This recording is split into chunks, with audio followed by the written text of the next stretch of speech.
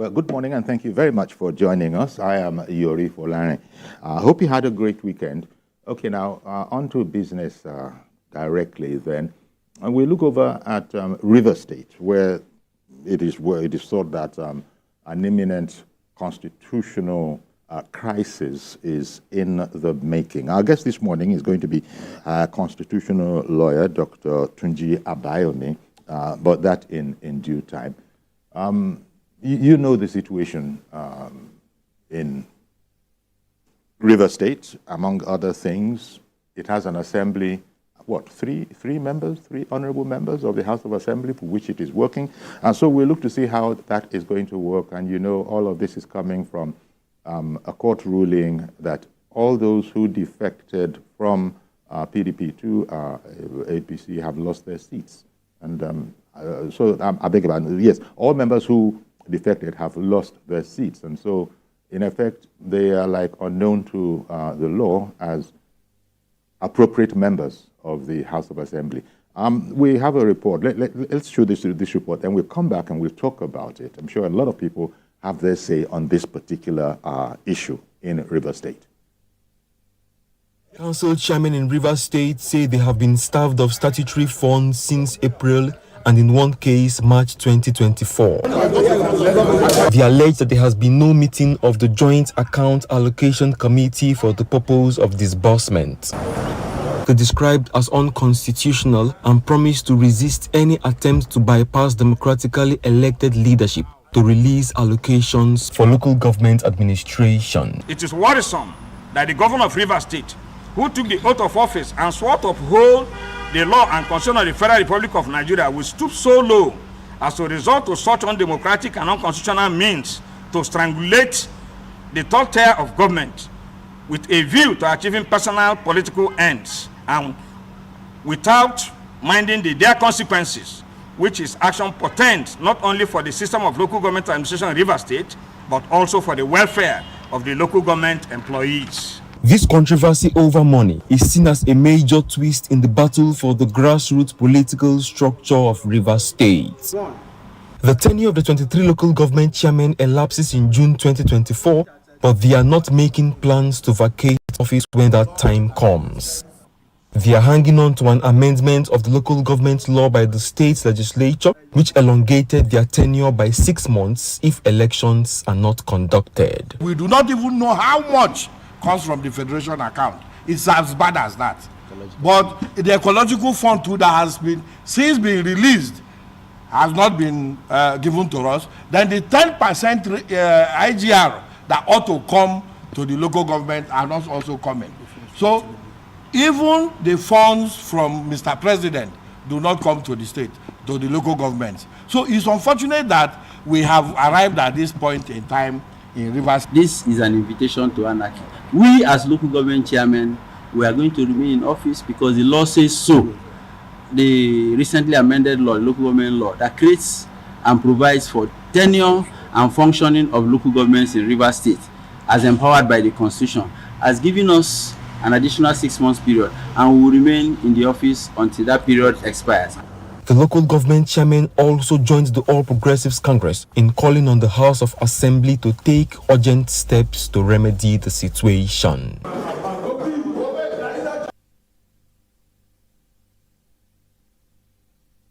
Okay, well, that's one aspect of the story. But as I was saying before we took that, the governor, Prince Siminalayi Fubara, has said that there is no constitutional crisis as far as he's concerned.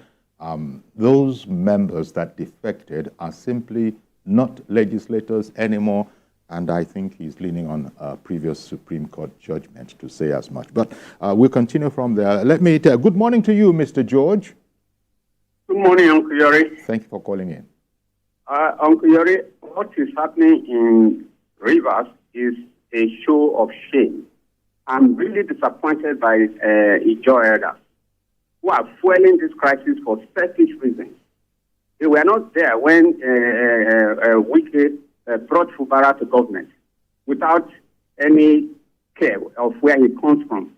It is only when he came as governor that they now remember that he's their son. And they are doing everything possible to make sure the governance in that is truncated. I want to suggest to Mr. President, he should call another stakeholders meeting, including the Ijo elders and other leaders in Rivers, and give them a short time to see how they will fare in a new arrangement. If they fail, there should be no extension. The National Assembly should send a team of lawmakers to go there and be making laws. And if that doesn't work, then he should declare a state of emergency in Rivers State. That's the only way things can work in that state now.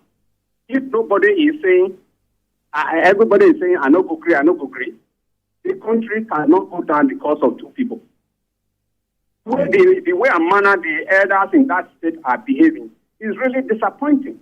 When you see, when something goes wrong in a community, people go to elders reconciliation. But look at these elders. They are even part and parcel of this conflict. They've all taken sides. How do you resolve a dispute when those that you should look up to have already taken sides without weighing things with balance? I'm really disappointed. Indeed. Well, thank you very much, Mr. George, for calling in. It is quite a complicated, perhaps even a delicate affair, because the governor is saying that, and quoting him in the news, I have accepted the peace accord, where, as he put it, to, quote unquote, give them a soft landing. And that's the truth. But there is nothing in the peace accord that is a constitutional issue. It is a political solution to a problem. That's the way the governor is looking at it. And as you were just saying there, Mr. George, it does look like, if we're not careful, we could be heading for a constitutional crisis, which the governor says he doesn't seem to see anything of at all. Meanwhile, it is governance that is suffering here. And meanwhile, the main gladiators are treating this as something of a chess game.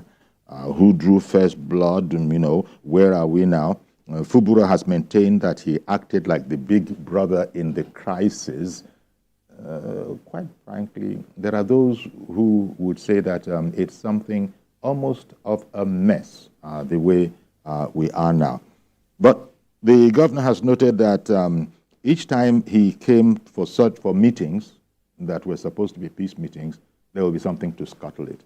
So it might well be that, just as you have suggested, Mr. George, there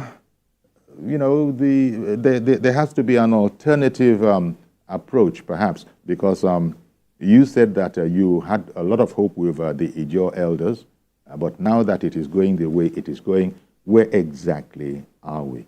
But how much more, perhaps the question is, how much more can the president do? How much more can Mr. President do? Can Mr. President come into this in a more heavy-handed sort of a way? Is that going to be acceptable? These are the kind of things. But let's hear it from Frank, who has called in from Rivers, I believe. Good morning, Frank. Good morning. Can you hear us, Frank?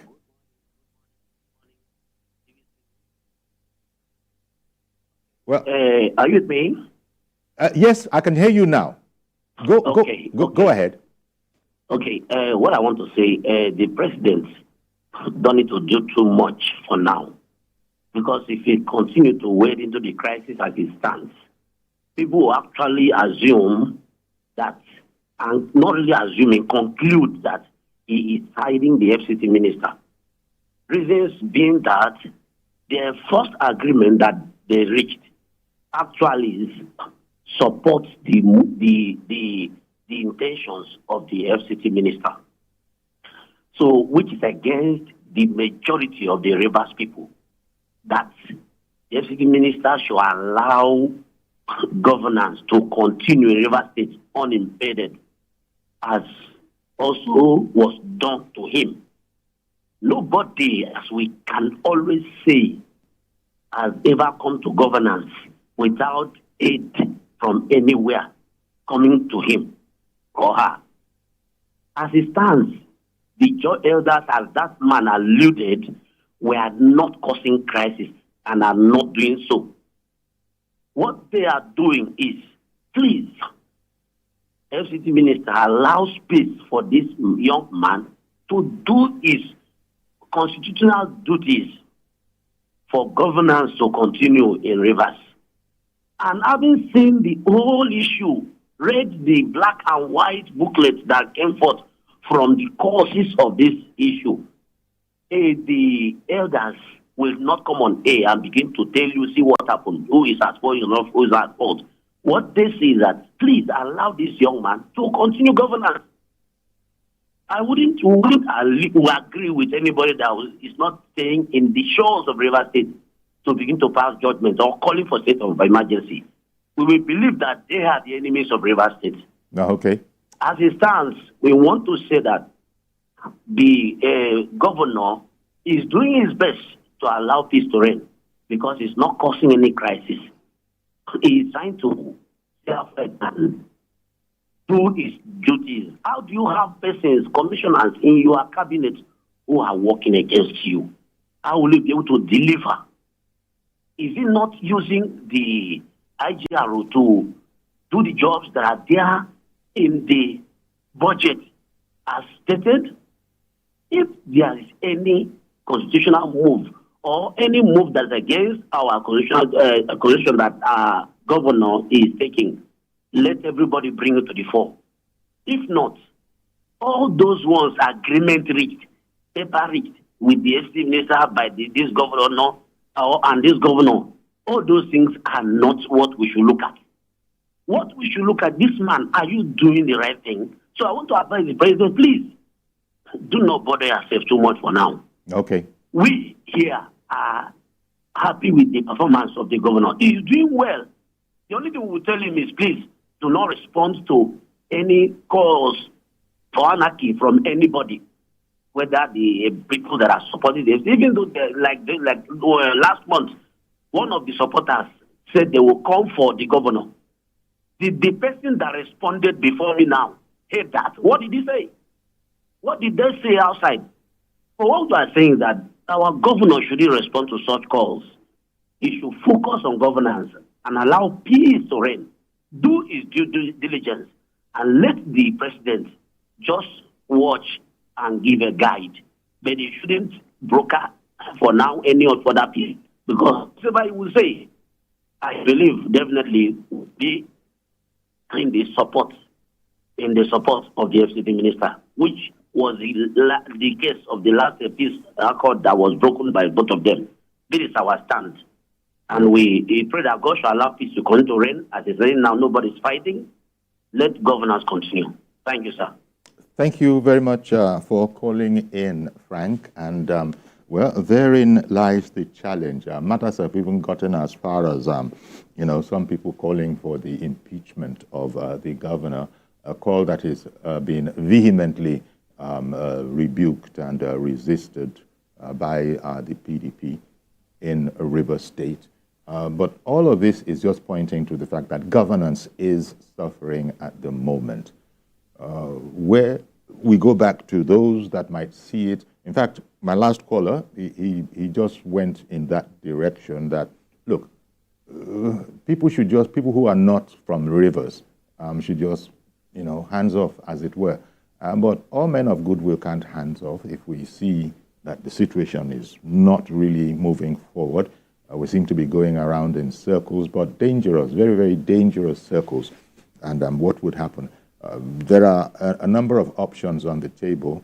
I think it was Mr. George, the first caller, who had said that, look, the processes could be put in motion, and if there is not going to be any progress whatsoever, then the National Assembly knows what to do and how the processes are, that they could move in, declare a state of emergency. But no doubt everybody is hoping that it doesn't get to that extent.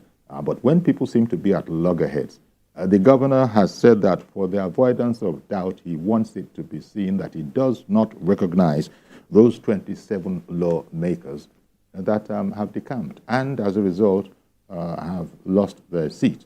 I don't know how that happened.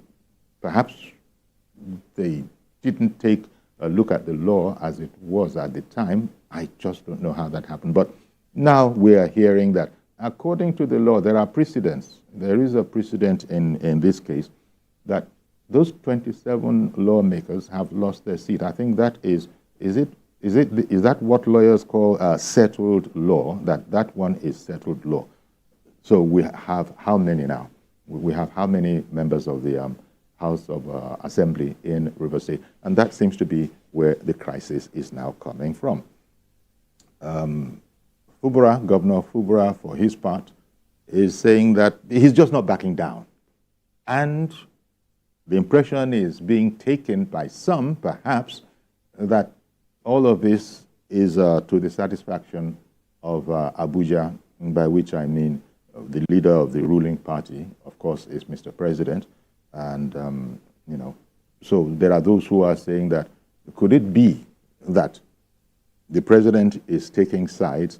There will be men of goodwill that will know that, no, President Tinubu is not like that. But you see, this is an emotive, if not emotional, issue. And those who are in River State, that's the way they are looking at it. In fact, they are looking at it in a different sort of a way from people who are, you know, farther away from the situation as we were. So only the Lord knows how, and it needs to, we need to find a resolution very, very soon. I think that's the part of it that is not in any contention at all. Governance is at a standstill. Too many things have been happening in River State. None of them have been progressive. And the people of River State are probably tired of this for now because governance is suffering. Hello, Kesandu. Good morning to you, sir.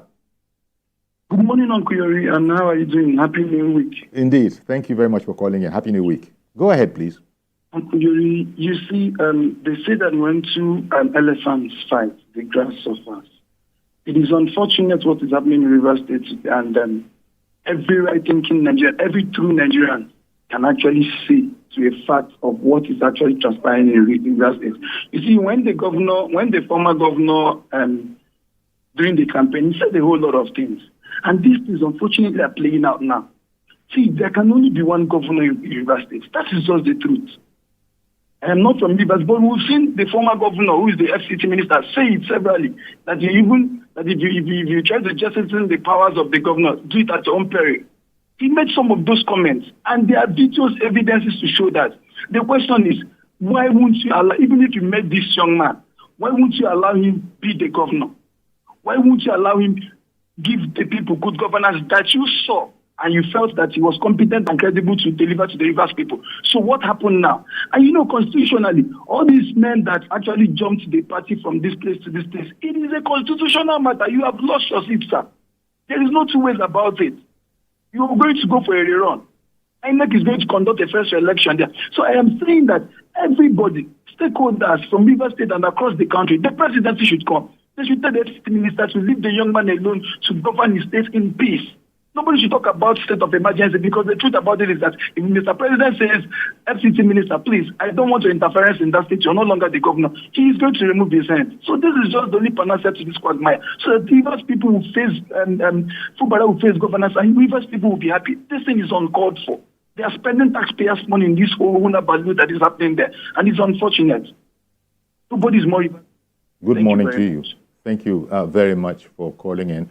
Just what we are saying, you know, it's a delicate one because there is a political aspect to it. And in fact, I think the governor has been speaking about the political solution.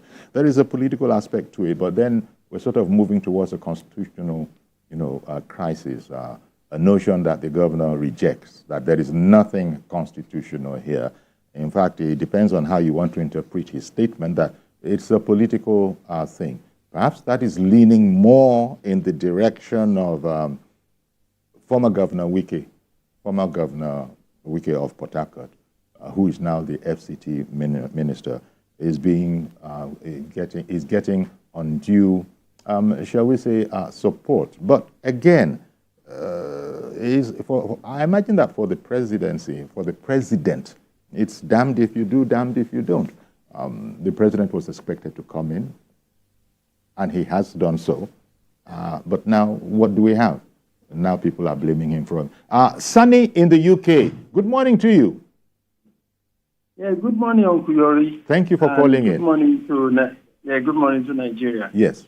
I think the issue in Rivers State is a very, very complex one. And I think by its nature, that's politics itself. And like one of the callers said, I personally do not think the president needs to come in at this point. Okay. Usually when there are political issues, you want to let the actors all express themselves. And once they finish expressing themselves, there will be settlement at the end of the day. However, that's on political side, because consciousness needs to be there. This is a political matter. But of course, it also has some legal issues attached to it. And as it stands in our country, yes, there's the part of the Constitution, there's part of the law. Once you have pronounced that you are no longer a member of House of Assembly, then you should automatically lose your seat. But point of note, you see, our law is not written that way. I know people will be expecting that INEC should immediately go and conduct election. No.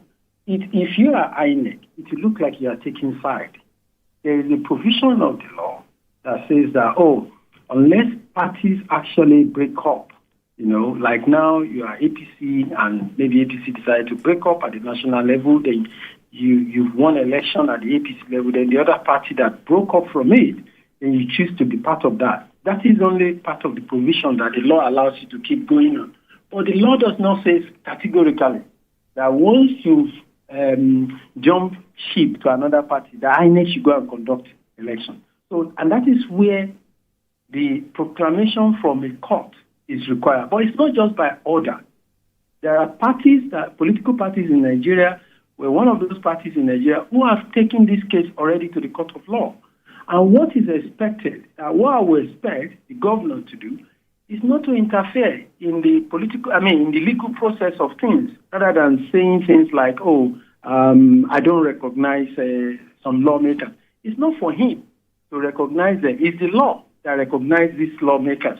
So I think the political angle is the key issue, but I know definitely that there will be a lot going on at the background. But we should also tell all of us in Nigeria to remain calm and keep hoping that the actors will solve the problem. There is no amount of talk people can do. When it comes to political issues, people will always have their positions, but they will come to that friction, they will come to that point.